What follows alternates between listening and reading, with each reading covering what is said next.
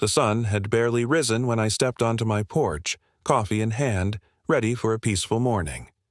The ranch stretched out before me, wrapped in golden light, quiet except for the rustle of wind through the grass. It should have been calm, but something felt off. My gut twisted before I even saw her. At the edge of my property stood Karen, my entitled neighbor.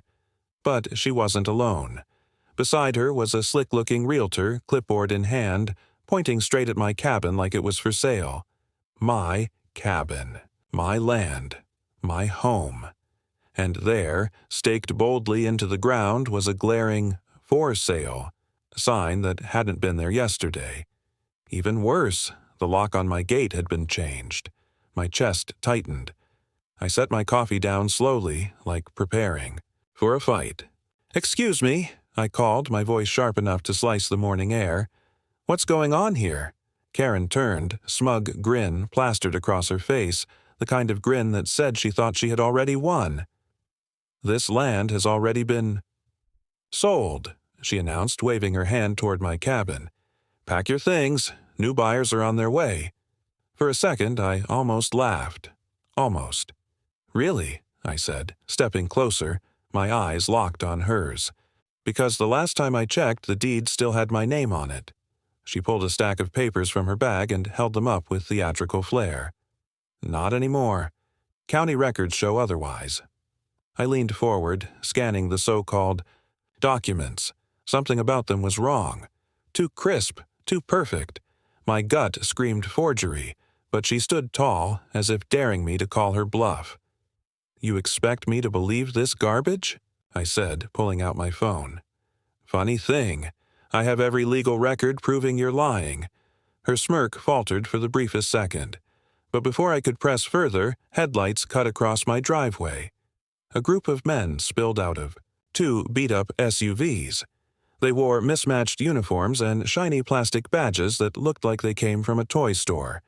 "Community security," Karen announced proudly, as if they were an army. One stepped forward, puffing out his chest.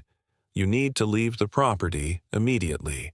I couldn't help but bark out a laugh. "Leave? This is my land." Another guard slammed a hand on his holster. "We don't want trouble."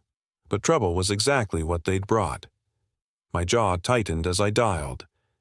"Sheriff's Department," I said calmly into the phone. Karen's confidence flickered. "Don't. Waste your time.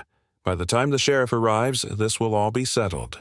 Minutes stretched like hours, tension thick as fog. Then, finally, real sirens wailed in the distance. 2 deputies stepped out, hands resting on their belts, eyes sharp. Karen instantly changed tactics. "This man is trespassing," she cried, pointing at me dramatically. "Arrest him." The sheriff studied me, then the guards, then Karen. Slowly, his brow furrowed. On his own land? Not likely. I handed over the deed, the surveillance footage of Karen sneaking around my property, and official county documents. As the sheriff flipped through them, Karen's voice grew shrill. "He forged all of that. He's lying. I have the real proof, but..." Her stack of papers, under scrutiny, crumbled like ash. The sheriff's lips curled. "These are fake." Her army of rent-a-cops shifted uneasily. Within minutes they were dismissed, their cheap uniforms nothing but a joke. Karen's face, though, remained defiant. "This isn't over," she spat, and she meant it. A week later, my worst fear came true. A lawsuit. Karen filed official, papers claiming she was the rightful owner of my ranch. The audacity was staggering, but I wasn't backing down. The courtroom felt like a battlefield. Karen strutted in with her lawyer, chin high, eyes burning with false victory. Her lawyer painted me as a squatter, a fraud who had tricked the system. The jury's eyes darted between us, tension rippling like a storm about to break. And right here, before the storm reached its peak, let me remind you, if you're hooked by this story already, make sure you subscribe now, because what happens next will shock you even more. When my turn came, I stood steady. My voice didn't shake as I laid out the evidence. The original deed, dated and notarized. Tax records, stretching back years, all in my name. Video proof of Karen trespassing and tampering with my locks. Every piece landed like a hammer. The judge leaned forward, fingers steepled, studying each page. Karen's smirk weakened, but she wasn't finished. "Your Honor," she said boldly, "I call my witness, the rightful buyer of this ranch." A man walked in, head high. He claimed to have purchased my land in cash, with Karen as the broker. For a moment, I felt the air tighten. If the jury believed him, things could turn. Cross-examination was my chance. My lawyer grilled him, pressing, harder with each question. His story cracked. His details slipped. Sweat rolled down his temple. And finally, under pressure, he snapped. "Fine," he shouted. "She paid me to lie." The courtroom erupted. Gasps, murmurs, disbelief.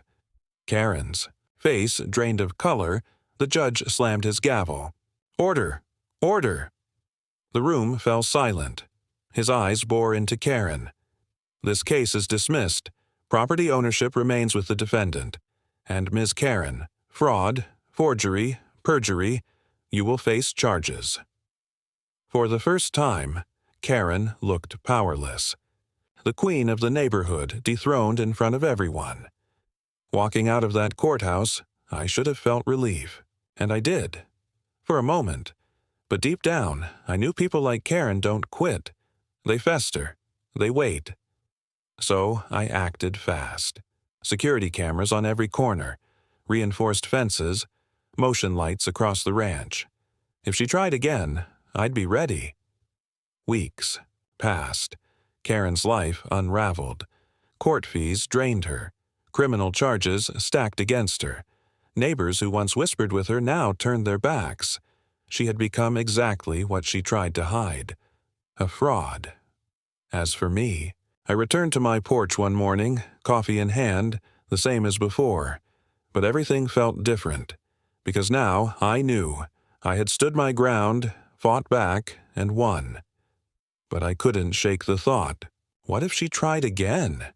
What if someone else did? That's the thing about people like Karen. They don't just disappear.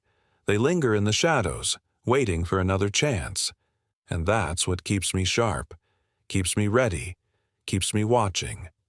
This ranch is mine, my home, my life, and no entitled neighbor will ever take it from me again. And if you enjoyed this suspenseful story, don't forget to like, share, and subscribe for more chilling tales just like this one.